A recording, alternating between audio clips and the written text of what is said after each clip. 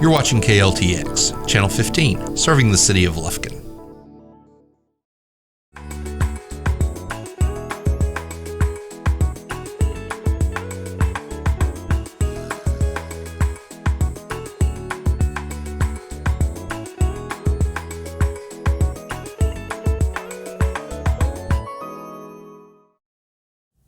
Hello and welcome to Memorial Cooking Innovations. I'm Leanne Anderson, and today I have two special guests, Dr. Jose Carranza. He's an internal medicine physician here with CHI, St. Luke's in Lufkin, and Heidi Boone, who is a dietetic intern from Stephen F. Austin. Welcome to the show. Thank you. Thank you. Thank you for having us. Great. So today we are going to do something a little different. We're going to talk about incorporating red meat into a healthy diet. So a lot of times people think they need to avoid red meat entirely in order to eat healthy, and actually lean red meat is an awesome source of several nutrients that we'll talk about a little bit later. Mostly it's preparing it healthfully and also watching the portion size so that you don't get an excess amount. Would you agree with that, Dr. Carranza? Absolutely. I think red meat is a very good source of nutrition, and it should be in every person's diet. Yep, great source of protein and along with some other great benefits. Absolutely. So the other recipe we're making to go along with this are going to be some grilled vegetables, and then a condiment that is growing in popularity in a lot of restaurants and in some of the food magazines is a chimichurri sauce, which is a green condiment that really originated from South America, Argentina, Uruguay, and I think they make some in Peru, right? Absolutely, yes.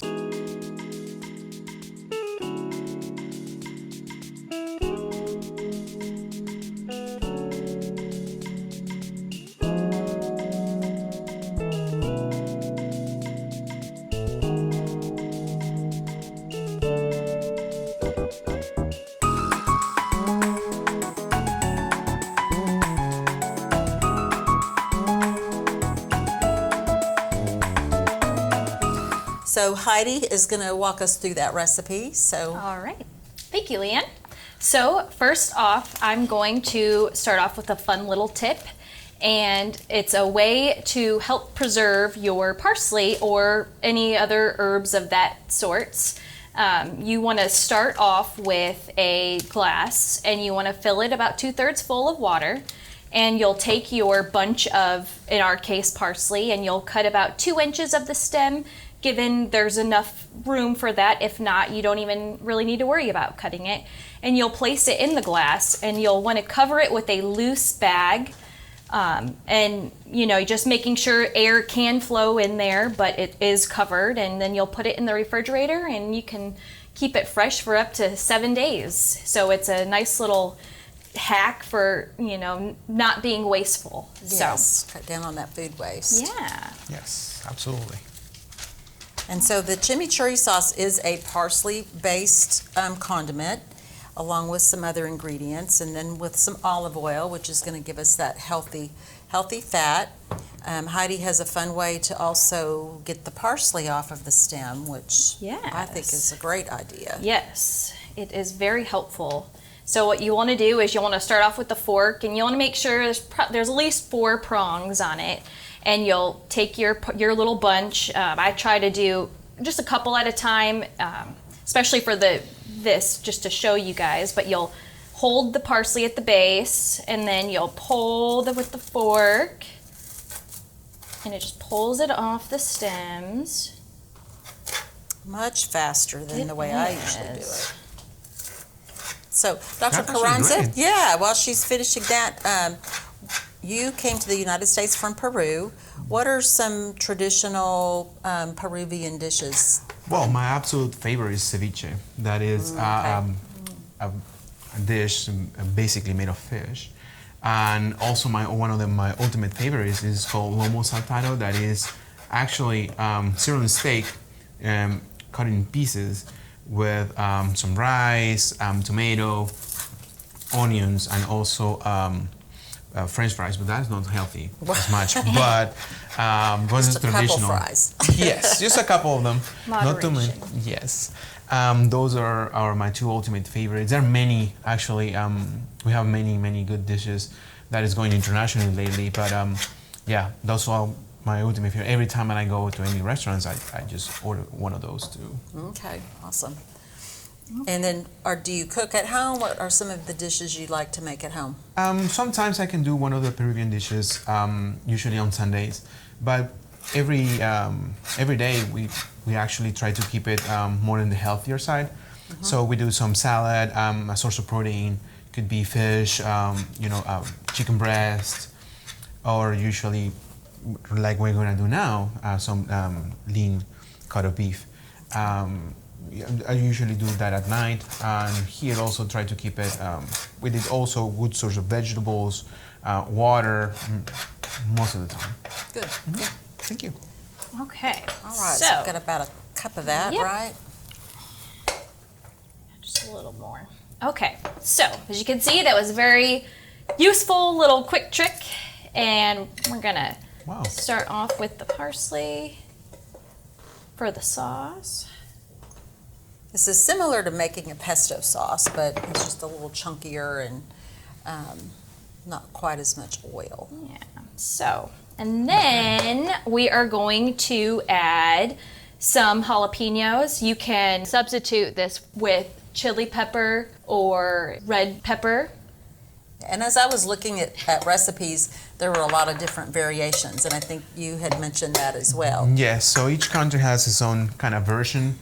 Most common is the one that you have at hand, So Peru is just a little different, and I think the original recipes come from Argentina. So they're the original.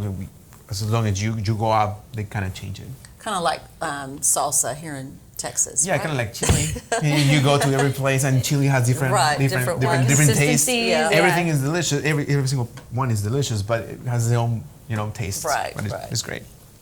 So what else are we adding? So, and then we're going to add some oregano, some garlic, chopped garlic. Yeah, and most of these ingredients don't have to be chopped a certain way since we're going to blend them. So just kind of roughly chopping your shallot, correct? Yes, this is shallot now. Yeah. And then red wine vinegar.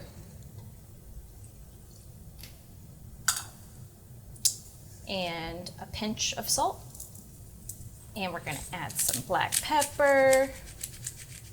And you can always adjust the amount of vegetables in this recipe if you don't want as much jalapeno pepper, or you could probably use cilantro if you wanted to in this recipe. Like I said, there are a lot of variations, but we chose to go with the parsley-based one. I love the smell. Yeah, it smells really good. Delicious. Yeah, nice and fresh. So now I'm going to place this on the blender.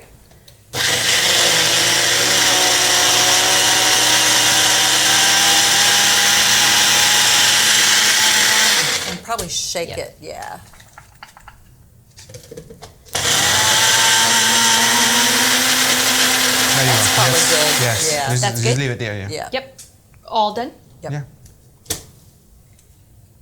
Okay, so now that we have our base for the sauce, I am going to add about 1/3 of a cup of olive oil.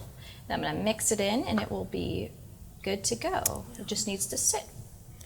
And this recipe calls for kind of a better olive oil, so you want to use an extra virgin olive oil, or if you have a favorite one that you like to use. And so this sauce is described as tangy, garlicky, herby, and tasty. And it's a great condiment for meats, chicken, fish, vegetables.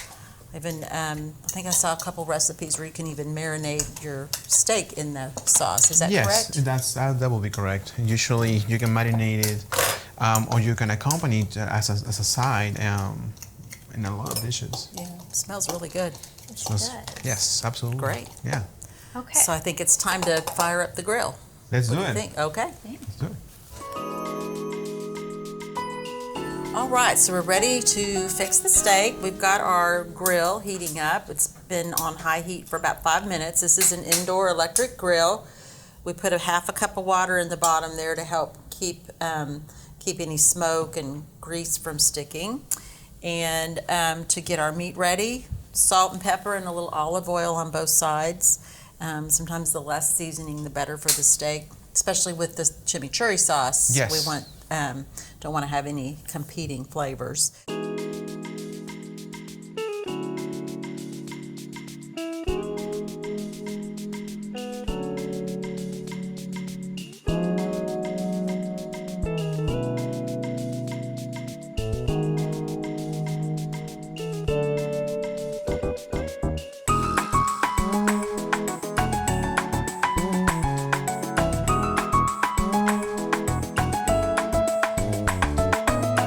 So let's go ahead and put those on the grill. Let's do it.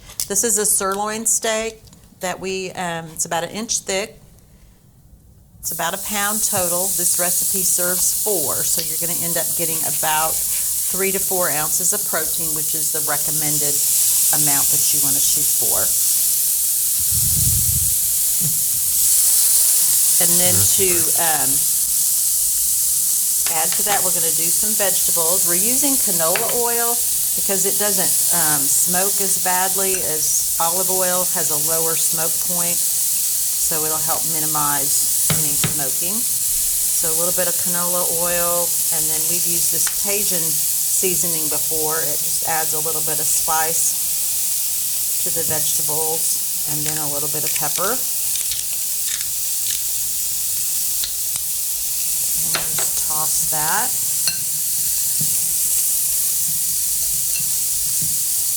And then just lay these directly on the grill. Just kind of cut them at a diagonal so they would be nice and sturdy for the grill.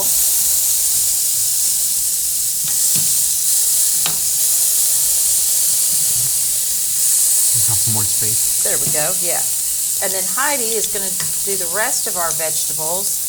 We've got some cherry tomatoes and some red onions. So what are we going to do with those? So, first, in preparation of this, it's important to soak your skewers, your wooden skewers, before putting them on the grill. And soak them in water. You'll just fill up a pan with just enough water to cover them and let them soak for just a few minutes. It helps prevent any fire hazards. Yes, very important. No fires in the kitchen. Yes, no fires in this kitchen. Important. And I'm going to go ahead and put some cherry tomatoes on these skewers, if I can get them on. And just put about 4 to a skewer. And we put some oil and some more of this Cajun seasoning and some pepper on those. They've been marinating for just a little bit. Starts smelling great. It is smelling good. Yes. And so, with the vegetables, we're going to be adding some good fiber and antioxidants to the dish to make that balanced meal. Perfect. Do one more. So with the beef, some of the nutrients that are provided when you have lean meat are going to be most of your B vitamins and iron.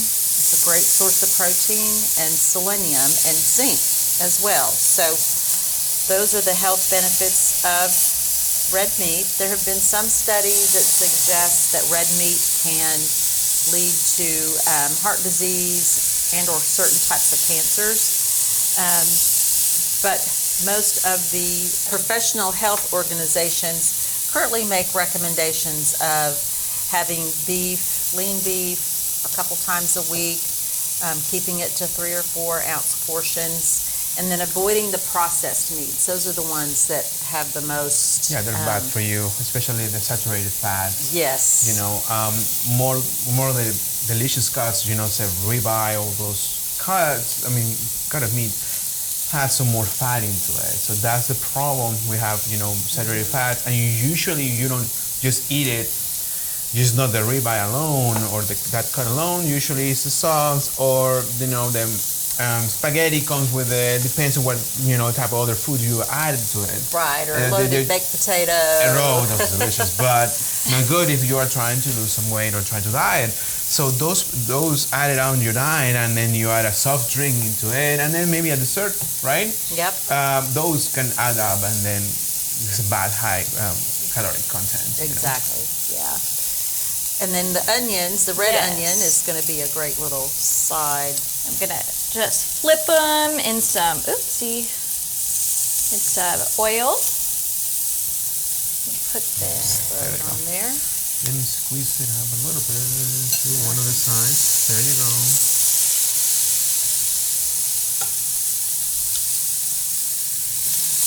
This way too a little bit. Give it some more room. No problem.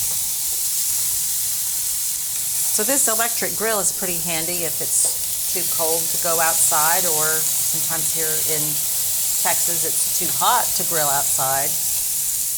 And the cleanup is pretty easy as well. There's many different varieties of indoor grills at all different price ranges, so it's something you may want to try at home. Yeah, if you don't want to grill it per se, air fryer is also a solution. Yes. Very quick and kind of quick and dirty way to do not only your steak, but also your fish or a grilled chicken if you are in that specific, you want to eat that specific food for that specific day, right? So air fryer is good. You can do also, your veggies and separate stuff. I found it. I didn't have it in the past. Well, I just got it like a couple months ago, and I love it. Use it a lot? Yes, I use it a So lot. does the food every get day. kind of crispy on the outside if you're You can doing choose, chicken? actually. Okay. You can choose the level of crispiness. Usually comes with a pre-setting to keep the perfect coction, the perfect cook process. But if you want a little crispier, you can add a couple minutes. Okay. 1 more minute, and you're done. Awesome. So these are cooking pretty well. Just flip these over. So while this is cooking, tell us, Dr. Carranza, as an internal medicine doctor, what types of conditions do you treat? Sure. Most conditions that I see in an everyday practice, it's diabetes, hypertension, chronic kidney disease, asthma. Those are more, of course, allergies in this type of, this depends on the season. Right. But that's some of the most common conditions that I actually see every day. And what are some things that people, when they come to see their physician, what are some things that can help them make their visit go more smoothly for both you and the patient? Oh, well, there's a couple pointers that I want to tell my patients. It's please arrive early. Arrive early to the appointment because we don't know what other things that we need to ask you. It's very important you arrive early so we can take the appropriate time with you. If you arrive at the same moment that your appointment is, you delay our time, in the encounter. That's one. Other thing that you can do is bring your bottles. Bring your bottles. This is very important.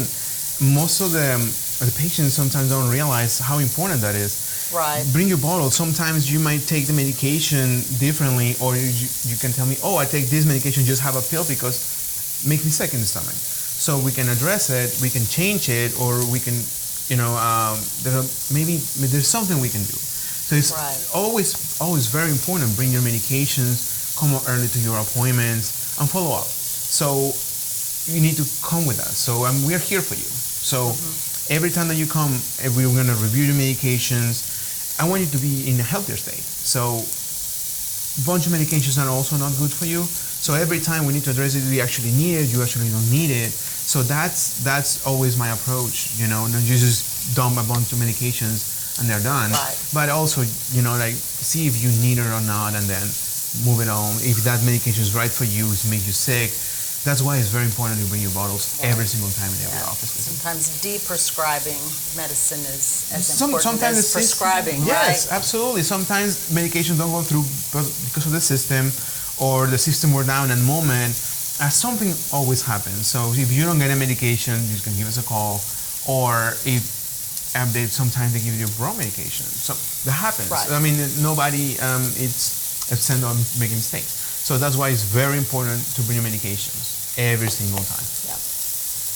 And then sometimes patients don't take their medicine but don't tell you. Oh, they don't take yes, it, right? and please tell us the truth. We cannot treat you properly if you don't tell us the truth. It's very important that you tell us what you do, what you don't do, to be able to aim the treatment especially for you. So it's not a line. It's not medicine is not like math. Like it's 2 + 2 is 4. It's different. So everything has to be tailored for you. The same treatment that goes for you, there's not going to be exactly for her. Right. So everybody is different. So medications vary, and everything has to be like An individualized approach. Yeah. yes, personalized or tailored, whatever you Yeah. prefer. Yes. Great. That's how food works too. Exactly. Yes. And I mistake plain and simple. No one size fits all diet. Okay, so when it comes to cooking steak, Yes. everybody kind of has their own preferred doneness. Yes. For food safety reasons, you want the steak to be about 145 when you serve it. And the other thing to realize is that steak does continue to cook once you take it off the grill. And so it can go up by as much as 5 degrees. So we'll just check here and see how we're looking. We don't want to overcook the meat because then it gets too dry and tough. All right, so it looks like this steak is at the 140 mark, so we want to go ahead and take it off the grill. We don't want it to get dry. All right. Just set that on the cutting board and let it rest for about 5 minutes. Kind of helps it reabsorb some of the juices and lets it continue cooking. And those vegetables are done as well. Yes, absolutely. It is almost ready. Smells great and looks yummy. It smells delicious. So Dr. Carranza, what Yes. kind of lifestyle recommendations do you encourage your patients with diabetes or heart disease to try to incorporate? So the first, it's a common misconception to stop eating. So that's the first thing that I do not advise. So a lot of my patients just, I skip breakfast or I skip lunch, I should go straight to dinner. And then that's the main recommendation I want to do. No, if you want to lose weight, you have to eat, but you have to eat the right amount, the right food, and that's why we're here basically. Right. And that's what you have the Polk Center ready to help all diabetic patients and also patients that actually need it. So eat, but what you should eat? A healthy breakfast, in between, you can eat a fruit or something like a protein bar, and then go to lunch. Eat lunch, veggies, some sort of protein, and then some fruit in the middle of the day, kind of get you by, and then dinner. Try to keep it. So sometimes I know we live very hectic lives. We're Right. jumping from one place to another, and that's the key. So you can have something very quick with you that you can eat. So eat. The first thing that I encourage is eat. So there is a lot of diets around. That's what you kind of come in to kind of reorient it. But most of them, eat your veggies, eat your source of protein, eat your fruits. If you're diabetic, be careful with the carbohydrates and the sugars. Read the back of the label. Usually they'll tell you how much sugar is in there. Same with the sodium content. If you have high blood pressure, please check the sodium. Don't add it if you go to a restaurant and you get some food there. Don't add it more because usually to make it tastier, they already put some salt on it. Right. So please be careful. Careful in whatever you try to eat one day, because it's very important. It's very important. You just take care of yourself. Take care of what you eat. I cannot stress this enough. We are what we eat, so we need to. Yes, so we need to be careful. Exactly. Well, good advice. Be mindful of what you're eating. Yes. Yes, absolutely. All right. So I think this is done. So we'll be ready to serve our meal. All right. So, Dr. Carranza, will you put the finishing touch? Absolutely. Our chimichurri sauce. all right, let's do it. So today we showed you how to incorporate lean red meat into your diet on occasion, and along with some grilled vegetables. Our chimichurri sauce is growing in popularity, so you may start to see this in your local restaurant if you haven't already, but it adds a little touch.